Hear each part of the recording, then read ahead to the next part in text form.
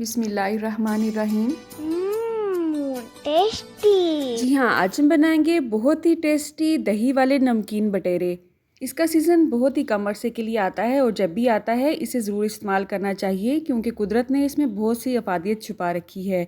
नज़ला ज़ुकाम, खांसी, जोड़ों के दर्द का ये बहुत ही बेहतरीन इलाज है। 150 से 250 के दरमियान आपको ये मार्केट से मिल जाएगा।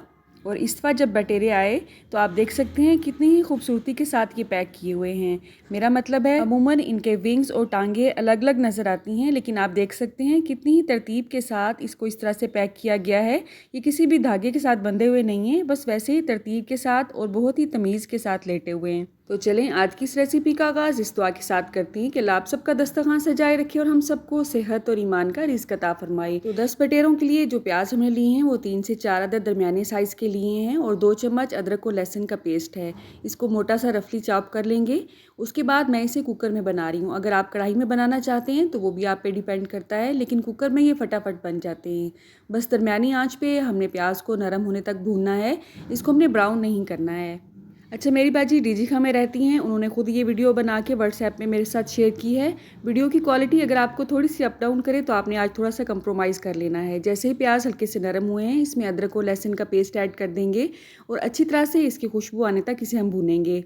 आप गूगल पे या यूट्यूब पे सर्च करेंगे बटेर खाने के फ़ायदे तो आपको बहुत सी वीडियोस मिल जाएंगी। आप एक दफ़ा उन वीडियोस को सुनेंगे तो इंशाल्लाह हर सीज़न में ये ज़रूर बना के खाया करेंगे। असल में इलाज बिल ग़िज़ा को इलाज बिल दवा पे अगर फोकियत दी जाए तो हम खुद भी फ़ायदे में रहते हैं और बहुत सी मौजी बीमारियों से भी बचे रहते हैं। तो जैसे ही प्याज हल्का सा नरम हुआ है इसमें हमने बटेर ऐड कर देने हैं। अब इसका कलर चेंज होने तक हमने अच्छी तरह से इसकी भुनाई करनी है। बहुत से एरियाज़ में इसकी कढ़ाई को बहुत ही शौक से खाया जाता है, लेकिन आज हमने इसे कढ़ाई स्टाइल में नहीं बनाना है, बल्कि हम अपने ही तरीके से इसे बना रहे हैं और ये बहुत ही हेल्दी है। आप यकीन करें बच्चे भी इसे बहुत शौक से खाएंगे।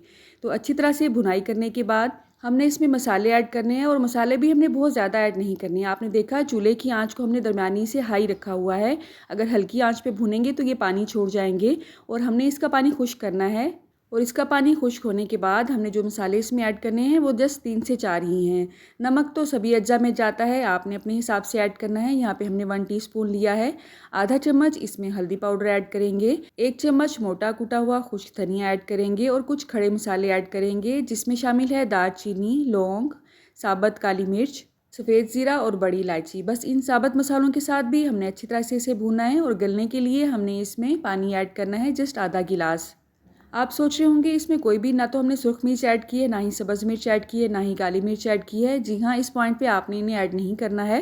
तो आपने अपने कुकर के हिसाब से इसे हैंडल करना है। बाजी ने इसे अपने कुकर के हिसाब से हैंडल किया है और 10 से 12 मिनट के लिए इसे विसल आने तक पकाया है। और विसल का या स्टीम का टाइम आपने इसकी विसल स्टार्ट होने के बाद काउंट करना होता है। जब अच्छी तरह इसका टाइम पूरा हो जाएगा तो हमने चूल्हे की आंच को बंद करके इसकी स्टीम को पहले निकाल लेना है और उसके बाद इसका ढक्कन ओपन करना है। कुकर इस्तेमाल करते हुए तमाम एहतियातों को मद्देनज़र रखना चाहिए, वरना ये डेंजरस भी साबित हो सकता है। अगर आप कुकर में इसे नहीं बना रहे हैं तो आपने 2 गिलास पानी ऐड करके इसे 25 से 30 मिनट तक अच्छी तरह से गलने तक पकाना है। ये आजकल के गैजेट्स हैं जिनकी मदद से हमारा टाइम सेव हो जाता है और जब इन्हें इस्तेमाल करने की आदत हमें पड़ जाती है तो इसके बगैर गुजारा ही नहीं होता है। तो यहाँ पे अच्छी तरह से स्टीम निकालने के बाद जब आप प्रेशर का ढक्कन हटाएंगे तो आपने इसकी अच्छी तरह से भुनाई करनी है और चेक करना है कि ये कितने गले हैं। मसाला इसमें अच्छी तरह से नरम हो चुका है। कुछ इस भुनाई के दौरान हमने इसको अच्छी तरह से मिक्स कर लेना है और आप देखेंगे कि कोई भी प्याज, अदरक, लहसुन इसमें नज़र ही नहीं आएगा। अब 90 to 95% तक अल्हम्दुलिल्लाह इनकी गलाई हो चुकी है। बाकी की जो भुनाई और गलाई है वो हम बाद में करेंगे। आप देख सकते हैं इतना पकने के बाद भी ना तो इसने अपने विंग्स ओपन किए हैं और ना ही टांगे ओपन की हैं। बहुत ही तमीज़दार बटेर हैं ये। अच्छा, जिन लोगों को चेस्ट इन्फेक्शन होता है किसी भी किस्म का, चाहे वो दमा हो, चाहे रूटीन की खांसी, नज़ला ज़ुकाम हो, उनके लिए ये बहुत मुफीद है। अच्छा, ऑयल या घी इसमें 1/4 कप के हिसाब से ऐड किया था। आप इसे देसी घी में बनाएंगे तो बहुत ही टेस्टी बनेंगे। भुनाई के दौरान आपने देखा है इसने ऑयल छोड़ना शुरू कर दिया है और मसाला बहुत अच्छी तरह से पक चुका है अल्हम्दुलिल्लाह। बटेर का गोश्त शुगर के पेशेंट्स के लिए और हार्ट के पेशेंट्स के लिए बहुत मुफीद माना जाता है क्योंकि ये शुगर लेवल को कंट्रोल करता है और बीपी को भी नॉर्मल करता है। इसके अलावा ये अंदरूनी ज़ख्मों को हील करने में भी बहुत फ़ायदेमंद है। फ़ायदा तभी होगा जब इसे आप कम से कम मसाले में और कम से कम घी या ऑयल में बनाएंगे। ये सिर्फ मार्केट में आपको 1 से 1.5 महीने के लिए मिलेंगे। कोशिश करें देसी मिलें, फार्मी ना मिलें तो ज़्यादा फ़ायदेमंद हैं। तो अच्छी तरह से हमने इसकी भुनाई कर दी है। अब यहाँ पे 1 कप हमने दही लिया है। इसमें हमने ऐड करनी है सब्ज़ मिर्च और काली मिर्च। तो सब्ज़ मिर्च को आपने अपने टेस्ट के हिसाब से ऐड करना है। हमने यहाँ पे 6 से 7 अदद सब्ज़ मिर्चें ली हैं। ये ज़्यादा तीखी नहीं है। इसको हमने इस तरह से मोटा मोटा सा चॉप किया है। इसे हमने दही में ऐड कर लेना है। दही हमेशा जिस कढ़ाई में भी या जिस हांडी में भी ऐड की जाती है उसे अच्छी तरह से फेंट लिया जाता है, वरना इसकी फुटकड़ियाँ अच्छी नहीं लगती हैं किसी चीज़ में भी। अब हमने सब्ज़ मिर्च को इसमें ऐड कर देना है। आप चाहें तो साबुत सब्ज़ मिर्च को दरमियान से कट लगा के भी इसमें ऐड कर सकते हैं। मैंने इस तरह से चॉप करके ऐड की हैं। इस तरह से इसका जो फ्लेवर है वो ज़्यादा अच्छा आता है। काली मिर्च का पाउडर ऐड करेंगे आधा चम्मच के हिसाब से। काली मिर्च अगर आप स्टार्ट में ही ऐड कर देंगे तो कढ़ाई की या सालन की लुक जो है वो ख़राब हो जाएगी और वो काली काली सी नज़र आएगी। इस तरह से अगर दही में मिक्स करके बाद में इसे ऐड किया जाए तो उसकी लुक भी अच्छी आती है और उसका फ्लेवर भी इन्हेंस हो जाता है। अब दही को पतला करने के लिए आप इसमें थोड़ा सा पानी भी ऐड कर सकते हैं। 3 से 4 चम्मच के हिसाब से जैसे इसमें पानी ऐड किया है इसे भी अच्छी तरह से फेंट लेंगे। इसका फ़ायदा ये होगा कि कढ़ाई में डालते ही इसकी फुटकड़ियाँ नहीं बनेंगी। आपने एक दफ़ा इस रेसिपी को ज़रूर ट्राई करना है और कमेंट बॉक्स में मुझे ज़रूर बताना है कि आपको ये कैसी लगी।